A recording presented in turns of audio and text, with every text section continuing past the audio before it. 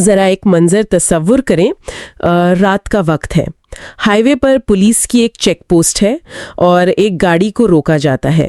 Police اہلکار کو شک ہے کہ اس گاڑی میں منشیات یا کوئی غیر قانونی سامان سمگل کیا جا رہا ہے۔ وہ ڈرائیور سے شناخت مانگتا ہے۔ ہاں، اور ڈرائیور گھبرانے کے بجائے بڑے اطمینان سے اپنی جیب سے ایک کارڈ نکالتا ہے اور پولیس والے کو دکھا دیتا ہے۔ بالکل، اور وہ کوئی سرکاری شناختی کارڈ نہیں ہوتا بلکہ ایک پریس کارڈ ہوتا ہے۔ اور حیرت کی بات یہ ہے کہ وہ پولیس والا جو چند سیکنڈ پہلے بڑی سختی سے پیش آ رہا تھا، اچانک نرم پڑ جاتا ہے اور گاڑی کو بغیر تلاشی کے جانے دیتا ہے۔ یہ واقعی ایک ایسا منظر ہے جو کسی سنسنی خیز فلم کا حصہ لگ سکتا ہے، لیکن بدقسمتی سے یہ ایک تلخ حقیقت ہے۔ ہم عام طور پر صحافت کو جمہوریت کا چوتھا ستون مانتے ہیں، ایک ایسا پیشہ جو طاقتوروں کا احتساب کرتا ہے اور مظلوموں کی آواز بنتا ہے۔ جی بالکل، لیکن سوچئے اگر وہ آواز خود ایک مافیا بن جائے۔ ہاں بالکل، اور آج کے اس ڈیپ ڈائیو میں ہم اسی چشم کشا حقیقت پر بات کر رہے ہیں۔ آج ہم سندھ کے مختلف علاقوں میں صحافتی دیانتداری کے بحران کو دیکھ رہے ہیں، تو چلیں اس کا تفصیل سے جائزہ لیتے ہیں۔ ضرور۔ ہمارا مقصد یہ سمجھنا ہے کہ ایک ایسا پیشہ جسے معاشرے کا آئینہ ہونا چاہیے تھا، وہ آخر جرائم پیشہ افراد کی ڈھال کیسے بن گیا۔ یہاں جو بات سب سے زیادہ دلچسپ ہے وہ یہ ہے کہ صحافت کا اصل تصور اور گراؤنڈ پر موجود حقیقت بالکل ایک دوسرے کے ضد بن چکے ہیں۔ ہم سب جانتے ہیں کہ ایک مثالی صحافی وہ ہے جو نڈر ہو کر حقائق سامنے لائے۔ صحیح۔ لیکن ذرائع جو کچھ بتا رہے ہیں اس کے مطابق سندھ کے کچھ حصوں میں غیر تعلیم یافتہ اور بدعنوان افراد نے صحافت کے نام کو ہائی جیک کر لیا ہے۔ یہ لوگ خبریں نہیں ڈھونڈتے بلکہ یہ لوگ شکار ڈھونڈتے ہیں۔ یہ تو واقعی چونکا دینے والی بات ہے۔ مطلب ہم یہ تو سنتے تھے کہ خبروں میں سنسنی پھیلائی جاتی ہے، لیکن یہ تو مکمل طور پر الگ لیول کا مسئلہ ہے۔ آپ کے کہنے کا مطلب ہے کہ انہوں نے صحافت کو باقاعدہ ایک مجرمانہ ہتھیار بنا لیا ہے۔ جی بالکل، ذرائع بہت واضح الفاظ میں بتاتے ہیں کہ یہ نام نہاد صحافی معاشرے کی خدمت نہیں کر رہے۔ اچھا، تو پھر یہ کرتے کیا ہیں؟ یہ منشیات فروشی، غیر قانونی قبضوں اور بلیک میلنگ جیسی سرگرمیوں میں ملوث ہیں۔ وہ پولیس، سرکاری افسران، تاجروں اور عام شہریوں کو دھمکاتے ہیں کہ اگر انہیں بھتہ نہ دیا گیا تو وہ جھوٹی خبریں چلا دیں گے۔ یہ تو بالکل ایسا ہی ہے جیسے بینک کا محافظ ہی بینک کو لوٹنا شروع کر دے۔ میرا مطلب ہے اگر میں ایک عام شہری ہوں اور مجھے کوئی مسئلہ درپیش ہے تو میں میڈیا کے پاس جاؤں گی، لیکن اگر وہ میڈیا والا ہی مجھے بلیک میل کرے تو میں کہاں جاؤں گی؟ یہی تو سب سے بڑا المیہ ہے۔ لیکن سوال یہ پیدا ہوتا ہے کہ یہ لوگ آخر اس پیشے میں داخل کیسے ہو جاتے ہیں؟ کیا میڈیا ہاؤسز میں کوئی نظام نہیں ہے؟ مطلب کوئی بیک گراؤنڈ چیک نہیں ہوتا کہ وہ کسے مائک تھما رہے ہیں؟ یہ بہت اہم سوال ہے اور ذرائع نے اس پر بڑی تفصیل سے بات کی ہے۔ دراصل یہ سارا کھیل پیسوں اور اثر و رسوخ کا ہے۔ مقامی سطح پر بہت سے اخبارات اور چھوٹے ٹی وی چینلز ایک طرح کے فرنچائز ماڈل پر کام کرتے ہیں۔ اچھا، فرنچائز ماڈل، یعنی وہ صحافتی صلاحیت نہیں دیکھتے؟ بالکل نہیں، وہ کسی کی صلاحیت، تعلیم یا اس کے اخلاق کو نہیں دیکھتے۔ وہ صرف یہ دیکھتے ہیں کہ کون شخص ہر مہینے انہیں ایک مخصوص رقم بطور فیس دے سکتا ہے۔ اوہ، تو مطلب یہ لوگ باقاعدہ پیسے دے کر ڈسٹرکٹ رپورٹر کا عہدہ خریدتے؟ یہ تو ایک کمرشل ڈیل ہو گئی۔ ہاں بالکل ایسا ہی ہے۔ یہ افراد پیسے دیتے ہیں اور اس کے بدلے انہیں وہ مائک اور وہ جادوئی پریس کارڈ مل جاتا ہے جس کا ذکر آپ نے شروع میں کیا تھا۔ صحیح۔ جب ایک بار ان کے ہاتھ میں پریس کارڈ آ جاتا ہے تو پھر ان کا تھانوں اور سرکاری دفتروں میں اثر و رسوخ قائم ہو جاتا ہے۔ وہ اس کارڈ کو اپنے غیر قانونی دھندوں جیسے ریت کی کان کنی یا منشیات فروشی کو بچانے کے لیے استعمال کرتے ہیں۔ اور پولیس انہیں اس لیے نہیں پکڑتی کیونکہ انہیں ڈر ہوتا ہے کہ یہ شخص تھانے کے باہر کیمرہ لے کر پریس کی آزادی پر حملے کا شور مچا دے گا، رائٹ؟ جی ہاں بالکل ایسا ہی ہے۔ یہ تو ایک انتہائی منظم طریقہ واردات ہے، لیکن جب ہم وجوہات کی طرف دیکھتے ہیں تو ذرائع ایک اور پہلو کی طرف بھی اشارہ کرتے ہیں۔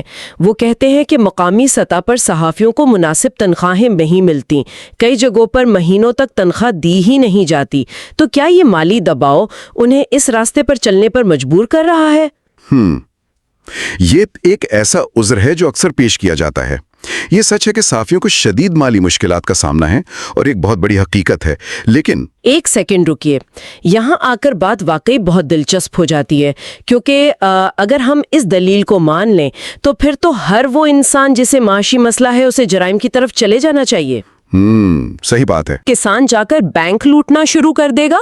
صرف تنخواہ نہ ملنے کا مطلب یہ تو نہیں کہ انسان منشیات فروش بن جائے۔ کیا یہ دلیل واقعی کافی ہے؟ آپ نے اس نقطے کو بالکل صحیح پکڑا ہے، اور ہمارے ذرائع بھی یہی بات واضح کرتے ہیں۔ یہ صرف روٹی روزی یا بقا کی جنگ نہیں ہے۔ تو پھر اصل مقصد کیا ہے؟ اگر ہم ان عناصر کے طرز زندگی کو دیکھیں تو ان کا اصل ہدف پرتعیش زندگی یا لگژری لائف سٹائل کا حصول ہے۔ وہ اس بلیک میلنگ کے ذریعے بڑی بڑی گاڑیاں خریدتے ہیں، جائیدادیں بناتے ہیں اور مقامی سطح پر ایک بااثر شخصیت بننے کا شوق پورا کرتے ہیں۔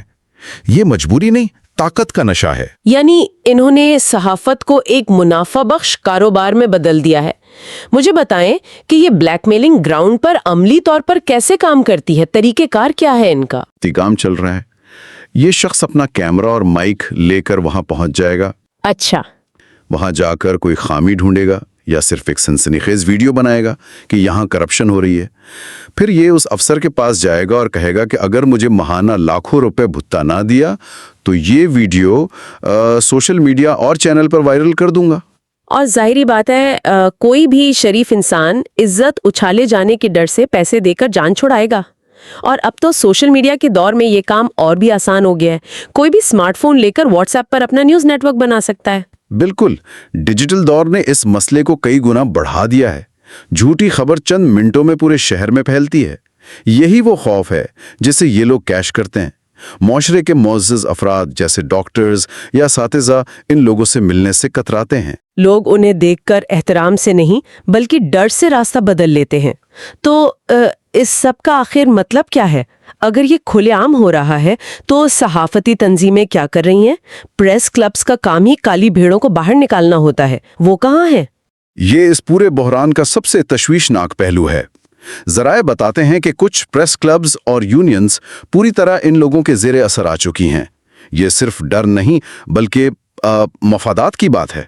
اچھا، تو مطلب وہ باقاعدہ ان کا ساتھ دے رہے ہیں؟ جی ہاں، چونکہ یہ نام نہاد صحافی تعداد میں بہت زیادہ ہو چکے ہیں، اس لیے یہ پریس کلبز کے الیکشن پر اثر انداز ہوتے ہیں، اور جب یہ یونینز کا حصہ بن جاتے ہیں تو تنظیمیں ان کا دفاع کرنے پر مجبور ہوتی ہیں۔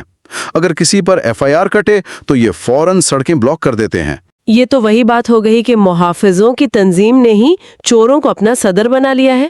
اگر پریس کلب ہی ان مجرموں کی پشت پناہی کر رہے ہیں تو پھر عام آدمی کو انصاف کیسے ملے گا؟ ایک شہری کس کے پاس شکایت کرے؟